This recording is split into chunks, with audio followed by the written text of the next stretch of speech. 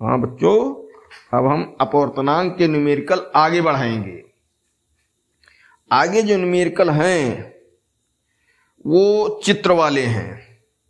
ठीक, अब इसमें ये न्यूमेरिकल चौथा होगा, पांचवा होगा। 1 2 3 4 5, हाँ न्यूमेरिकल 5। 5 में कथन तो है नहीं, चित्र बना है और यहां द्रव के अपवर्तनांक का मान बताना है। ठीक, प्रकाश किरण ये आपतित हुई। अब क्या, यहां का कोण दिया है 135 अंश। इसके बाद ये अपवर्तित हुई और इधर का कोण दिया है 120 अंश। 20 अंश। माध्यम क्या है, इधर वायु है और यहां क्या है, द्रव है। द्रव, और सीधा सा मामला हुआ कि प्रकाश किरण वायु से द्रव में जा रही है। वायु विरल होती है, द्रव सघन होता है, तो अभिलंब की ओर ये झुकी होगी अपवर्तित किरण जो द्रव में है। अपवर्तनांक क्या आएगा, बहुत बार से बता रहे हैं कि जब विरल से सघन में प्रकाश किरण जाएगी तो वायु के सापेक्ष द्रव का अपवर्तनांक, अर्थात पहले माध्यम के सापेक्ष दूसरे माध्यम का अपवर्तनांक, अर्थात विरल माध्यम के सापेक्ष सघन माध्यम का अपवर्तनांक 1 से बड़ा आना है। तो यहां द्रव का अपवर्तनांक कह रहा है, जब अकेले नाम लेता है केवल द्रव, पहला माध्यम नहीं बताता है, किसके सापेक्ष है ये नहीं बताता है, तो उसको वायु या निर्वात मान लिया जाता है। भाई अकेले तो एक माध्यम रहेगा नहीं, अपवर्तन की घटना के लिए 2 होना चाहिए। अब उसमें जब एक ही का नाम लेता है तो पहला वाला क्या होगा, चाहे निर्वात मान लिया जाए चाहे वायु मान लिया जाए। इसमें यही इन्होंने कहा है कि द्रव के अपवर्तनांक की गणना करो, तो वायु के सापेक्ष द्रव के अपवर्तनांक की गणना करनी है, अर्थात ANL। यही क्वेश्चन है हमारा, हवा के सापेक्ष द्रव का अपवर्तनांक या द्रव का अपवर्तनांक। अब इसमें देखो कोण कुछ दिए गए हैं, इन कोणों को देने का मतलब यह है कि हम इन कोणों के सहारे आपतन कोण अपवर्तन कोण खोज लें। आपतन कोण अपवर्तन कोण खोज लें। देखो यहां, अगर यहां लंब डाल दिया जाए, चलो दूसरा चित्र बना दें। ये प्रकाश किरण आई थी, यहां लंब डाल दो, ये अपवर्तित हुई। अब 135 है तो इधर 90 हुआ कि नहीं हुआ, तो इधर क्या बचा 45 अंश, और यहां क्या है 120 है तो यहां 90 हुआ, यहां क्या बचा 30 अंश।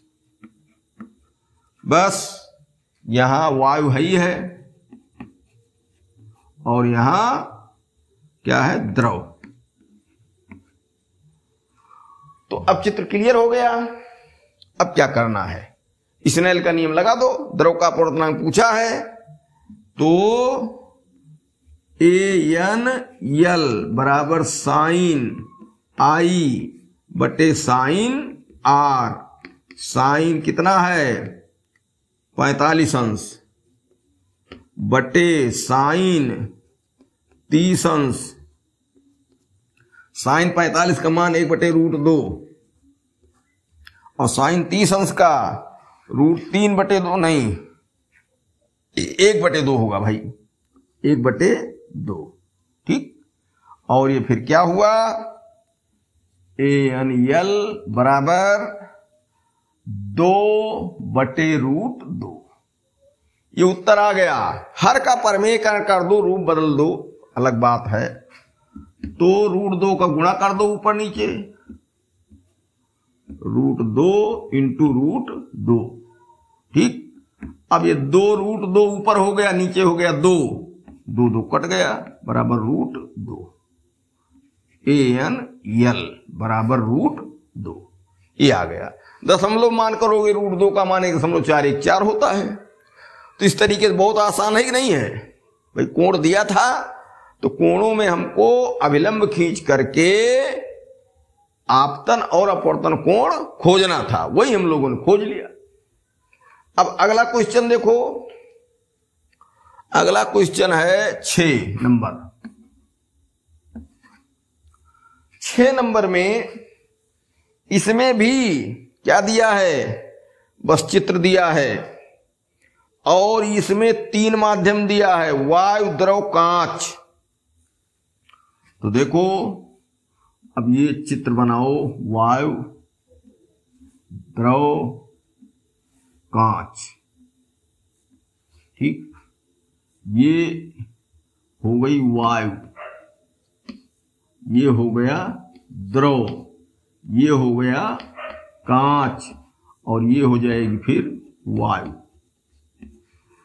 3 माध्यम वाले मामले हम बताए हैं कि जो पहला माध्यम लोगे अंत में वो रहेगा। बीच में जो माध्यम है चाहे जिसको जब लिखो, लेकिन यहां चित्र दिया है, यहां माध्यमों को निश्चित कर दिया है, पहले नंबर पर कौन है, दूसरे पर कौन है, तीसरे पर कौन है, चौथे पर कौन है, इसलिए हम इसी के हिसाब से बनाएंगे। अब यहां भी कोण दिया है तो हम क्या करेंगे, कोण पहले इसमें देखो क्या दिया है, ठीक। कहां का कोण दिया है, यह कोण दिया है 30 अंश और यहां से वायु से द्रव में गई कुछ झुकेगी। अब यहां कोण कुछ दिया होगा, यहां दिया है 45 अंश, ठीक। अब 45 अंश दिया है, आगे फिर यहां से द्रव से कांच में गई तो यहां गई, ठीक। यहां कोण कुछ दिया होगा, यहां दिया है 60 अंश। देखो गलत हो रहा है, गलत हो रहा भाई, चित्र गलत हो रहा है, अभी गड़बड़ हो जाता। थोड़ा बड़े में बना दें,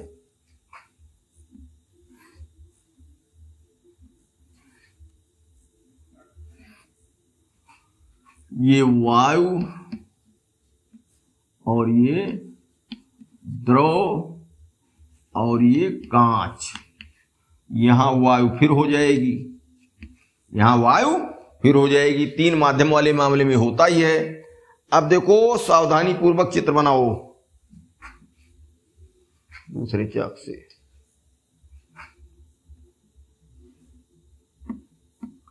ये कितना है, 30 अंश। अब यहां से फिर द्रव में गई, ये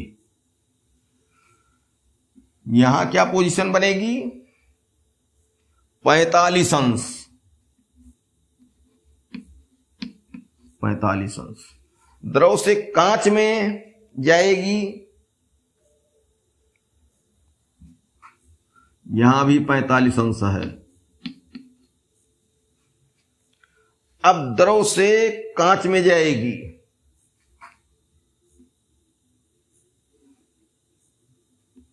ये 60 अंश है, ठीक। फिर यहां 60 अंश हो जाएगा। अभी और विस्तार बताएंगे। फिर चली गई हवा में,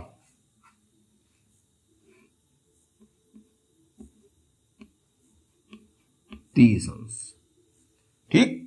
और बताना क्या है इसमें, हमको ANL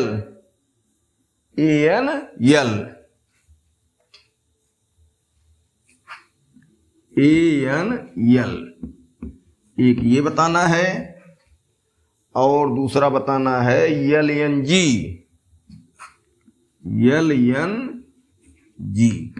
हमको ये बताना है। कहने मतलब कि हवा के सापेक्ष द्रव का अपवर्तनांक, हवा के सापेक्ष द्रव का अपवर्तनांक एकदम सीरियल बना हुआ है। हवा से आई प्रकाश किरण द्रव में प्रवेश कर रही है तो हवा के सापेक्ष द्रव का अपवर्तनांक।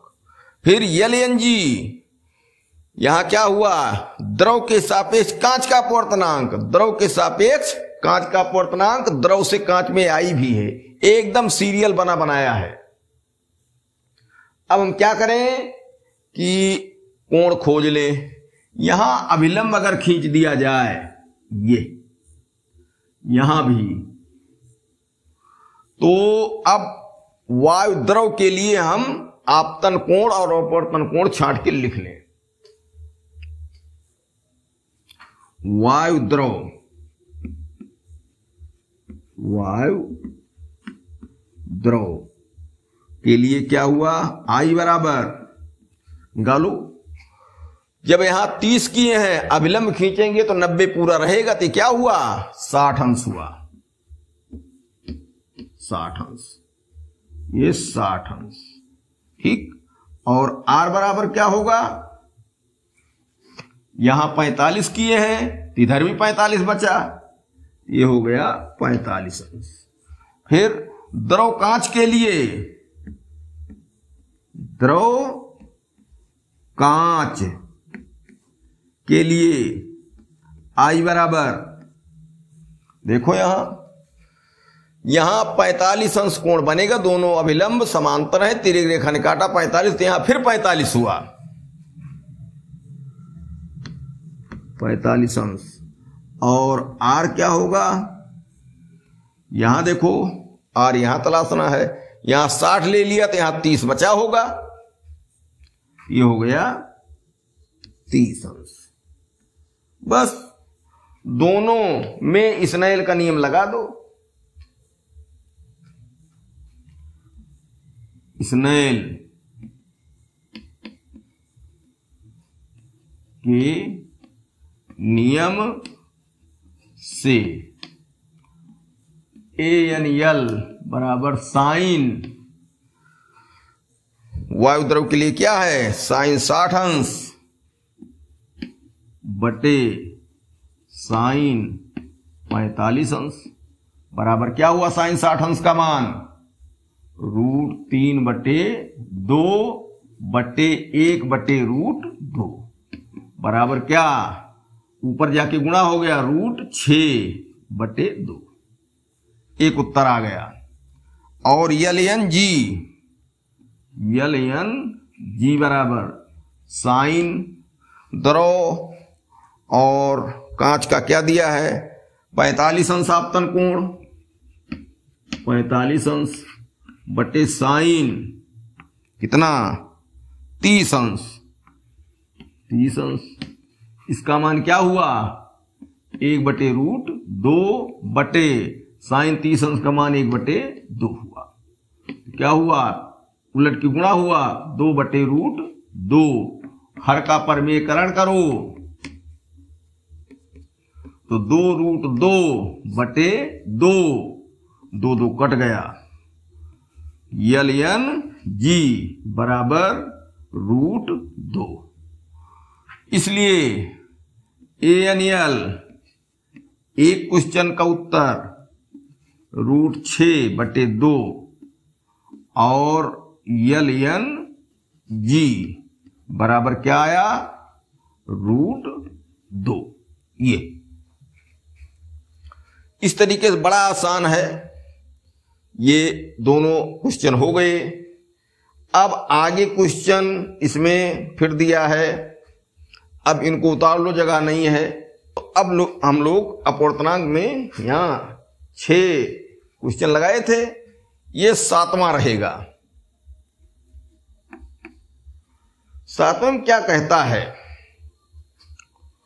ये कहता है कि तरंग दैर्घ्य 6600 एंगस्ट्रॉम का लाल प्रकाश वायु से चलकर जल में अपवर्तित होता है। वायु से कहा जाता है जल में। वायु में प्रकाश की चाल 3 × 10⁸ मीटर पर सेकंड हो तथा जल का अपवर्तनांक 4/3 हो, तो ज्ञात कीजिए वायु में प्रकाश की आवृत्ति, जल में प्रकाश की चाल, जल में प्रकाश की तरंग दैर्घ्य। देखो तरंग दैर्घ्य वायु में लाल रंग का प्रकाश है, लाल रंग का प्रकाश है तो लाल रंग का प्रकाश आगे भी है, समझो कि जो प्रकाश है वो शुरू से अंत तक क्वेश्चन में लाल रंग का प्रकाश है। तो सब इसमें डाटा लिखा जाए। वायु में लैम्डा बराबर 6600 एंगस्ट्रॉम और चाल बराबर 3 × 10⁸ मीटर प्रति सेकंड। दो चाल हो गई, दो जानकारी हो गई वायु में। फिर क्या कहता है, जल में प्रवेश करता है तो वायु से जल में, वायु से जल में, ठीक। अपवर्तनांक क्या है, वायु में प्रकाश की चाल तो हो ही गई। जल का अपवर्तनांक 4/3। जल का अपवर्तनांक मतलब वायु के सापेक्ष। जब अकेले बोलेगा तो समझो उसके पहले वायु या निर्वात रहेगी। ये हो गया ANW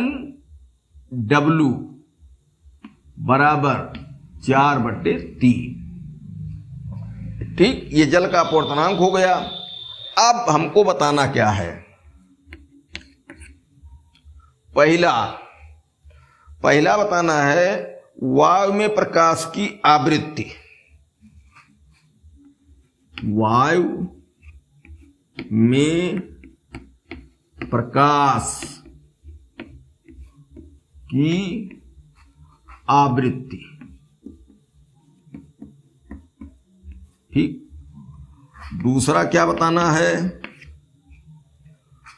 दूसरा बताना है जल में प्रकाश की चाल।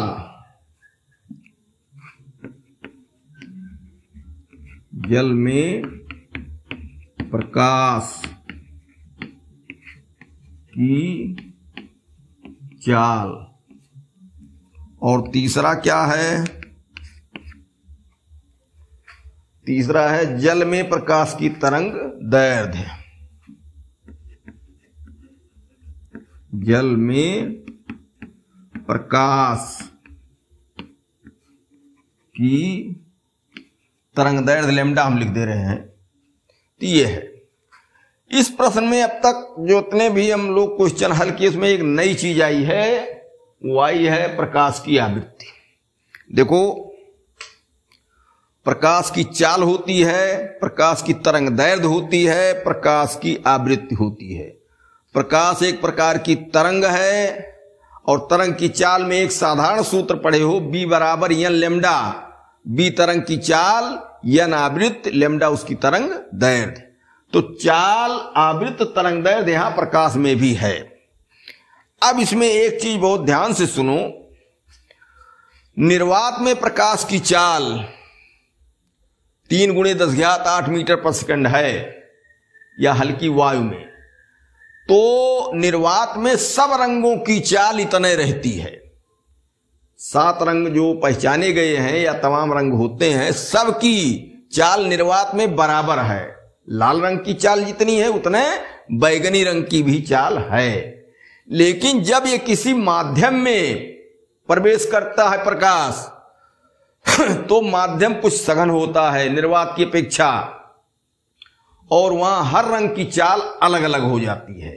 कहने का मतलब, निर्वात के अलावा किसी माध्यम में हर रंग की चाल अलग अलग होती है, ठीक। हर रंग की चाल अलग होती है। B अलग हो गया। अब B अलग हो गया तो B बराबर n लैम्डा होता है। n है आवृत्ति, लैम्डा है तरंग दैर्ध्य। यहां एक विशेष बात ध्यान से समझो कि आवृत्ति जो निर्वात में है वही सब माध्यम में रहेगी। कहने का मतलब कि आवृत्ति जो प्रकाश की होती है, अपवर्तन की क्रिया में वो बदलती नहीं है। अपवर्तन की घटना में वो बदलती नहीं है। निर्वात में आवृत्ति मालूम कर लो, और वही आवृत्ति किसी भी माध्यम में होगी जब अपवर्तन होगा। तो आवृत्ति फिक्स है, उसके बारे में कोई बात नहीं है। अब यहां एक चीज ये समझ लो कि अगर किसी माध्यम में प्रकाश गया, माध्यम में चाल कम होगी, तो आवृत्ति ज्यों की त्यों है। तो B बराबर हम सूत्र लिख देते हैं, n लैम्डा है। तो n जब फिक्स है तो अगर b कम हुई, चाल कम हुई तो तरंग दैर्घ्य कम हुई, अगर चाल बढ़ी तो तरंग दैर्घ्य बढ़ी। अब सीधी बात यह करना है कि जहां प्रकाश की चाल कम होगी उस माध्यम में तरंग दैर्घ्य भी कम होगी, अगर प्रकाश की चाल ज्यादा होगी तो तरंग दैर्घ्य भी बढ़ जाएगी। अर्थात चाल और तरंग दैर्घ्य दोनों एक साथ घटेंगे अथवा बढ़ेंगे, ये बात ध्यान रखना है। आवृत्ति फिक्स रहेगी। अब आ जाइए क्या क्या कहता है। पहला, वायु में प्रकाश की आवृत्ति। वायु में चाल दिया है और वायु में क्या दिया है, तरंग दैर्घ्य दिया है, तो हम आवृत्ति निकाल लेंगे n। तो वायु में आवृत्ति बराबर क्या होगी, प्रकाश की चाल 3 × 10⁸ बटे, ये एंगस्ट्रॉम में है, इसको बदल दिया जाए किसमें, मीटर में, एक रूपता रहेगी ना, तो 10⁻−10 कर दो, मीटर में बदल जाए। और 3 अंक इधर ले आओ, देखो तो ये हो गया 6.6 × 10⁻−7। अरे 10⁻−10 था, 3 अंक दशमलव यहां से यहां ले आए तो 3 अंक धनात्मक घात की वृद्धि हुई 10⁻7। अब ये हल करो, 3 दूनाई 6, 3 दूनाई 6 और 10⁻7 है, ऊपर गया तो प्लस हो गया, तो क्या हुआ 1/2.2 × 10⁸ 15। ठीक। अब 15 में क्या होगा कि 1 को 2.2 से भाग दो, ठीक, तो भाग देंगे तो ये भाग वाला काम करो भाई। अब इसको लिख सकते हैं क्या, 10/22 और 22 को 22 से भाग देंगे 10 को, तो हम कुछ आगे बढ़ा देते हैं, ये 10/22 हो गया गुणे 10⁻15। अब एक यहां से 10 ले आओ, 100 कर दो, 22 चौक 88, आगे कर लोगे, इतना भाग कर लो, इसी में हम छोड़ दे रहे हैं। ठीक। अगला खंड क्या है, वायु में प्रकाश की आवृत्ति। दूसरा है जल में प्रकाश की चाल। अब जल में प्रकाश की चाल और जल का अपवर्तनांक दिया है ANW। देखो, हवा के सापेक्ष जल का अपवर्तनांक, हवा से प्रकाश किरण जल में गई, विरल से सघन में गई, विरल से सघन में जाने पर अपवर्तनांक 1 से बड़ा होता है। देखो अंश बड़ा है छोटा, इसको हल करेंगे तो 1 दशमलव कुछ आएगा। इसका मतलब जब चालों को अपवर्तनांक के साथ लिखें, रुक जाओ एक बात समझ लो, अपवर्तनांक पहला जो निकला स्नेल के नियम से निकला, n बराबर sin I बटे sin R। फिर उसका विस्तार हुआ, अपवर्तनांक n प्रकाश की चाल में चला गया, दोनों प्रकाश की चाल निर्वात की माध्यम की दे देता है, 2 सूत्र बना। तीसरा क्या है, तरंग दैर्घ्य का मामला है, दोनों माध्यमों में तरंग दैर्घ्य से भी अपवर्तनांक निकलता है, 3 सूत्र बना। कोई वस्तु किसी द्रव में डूबी है तो उसकी वास्तविक गहराई आभासी गहराई कम ज्यादा होती है, तो आभासी गहराई से भी अपवर्तनांक निकलता है। कुल मिलाकर के अपवर्तनांक के लिए 4 सूत्र बनते हैं, स्नेल का नियम, तरंग दैर्घ्य का, प्रकाश की चाल का और गहराई का। यहां चाल वाला हम लेंगे तो ANW हवा से जल में गई, जा रही है प्रकाश किरण, तो अपवर्तनांक 1 से बड़ा आया।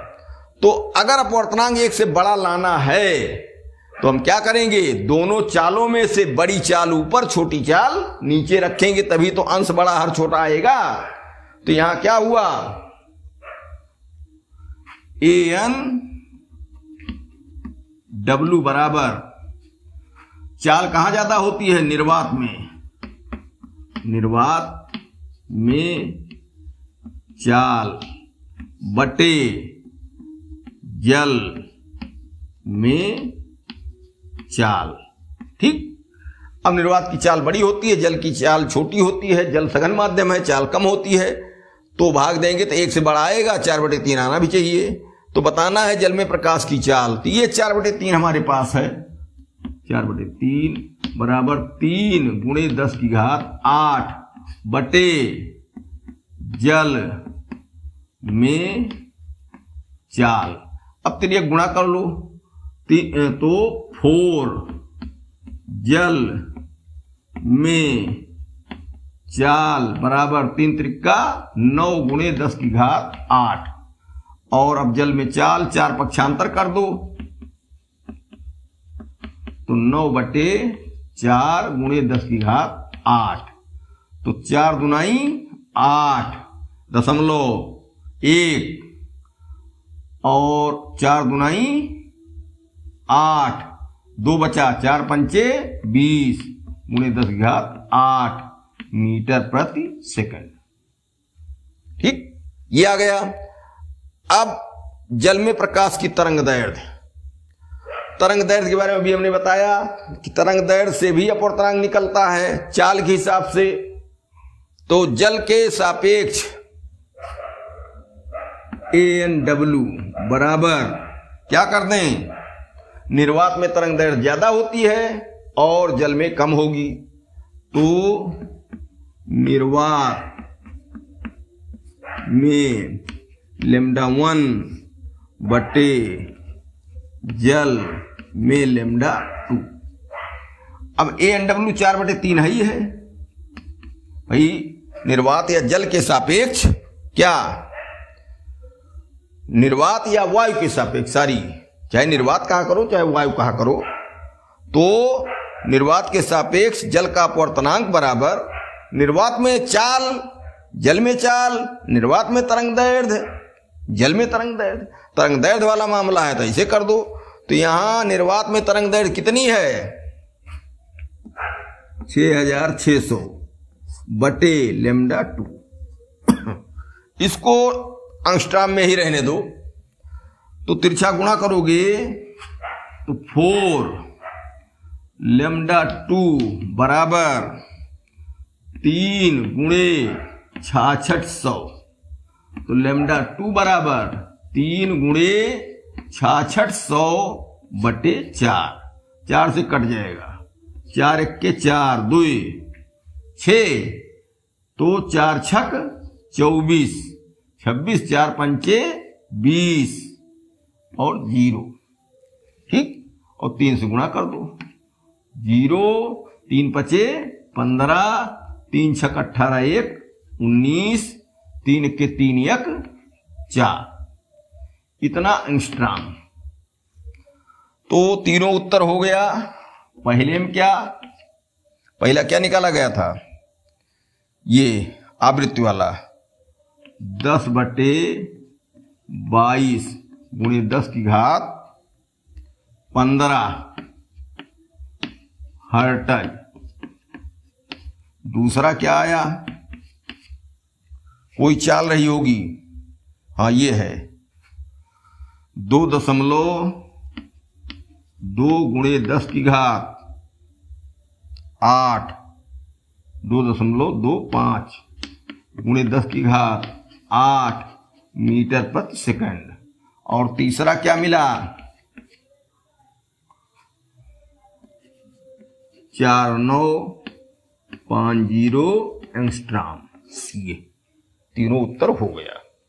इस तरीके से हम लोगों ने अपवर्तनांक में काफी न्यूमेरिकल अब लगा लिया है, लगभग 14-15 न्यूमेरिकल हो गया, तो ज्यादातर चीजें अब आ गई। ठीक,